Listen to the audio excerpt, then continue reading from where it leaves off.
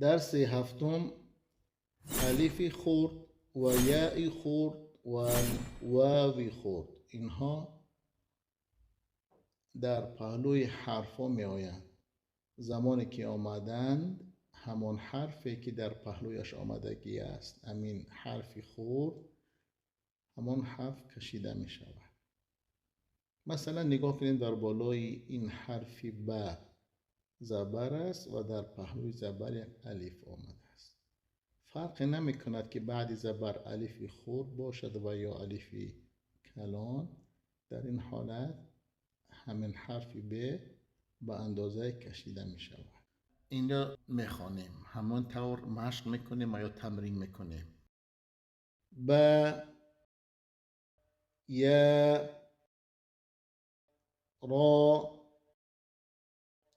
ما لا و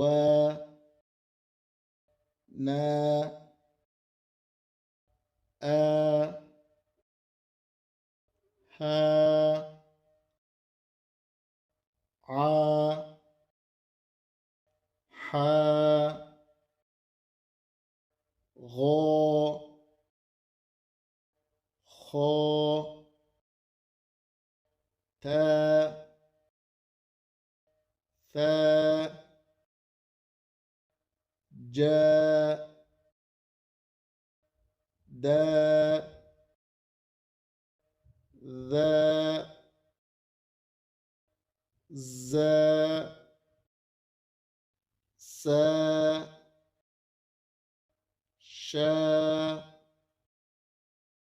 ص ض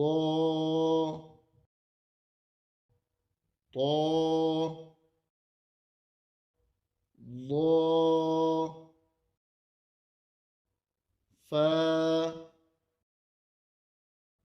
ق ك ای هی وو هو او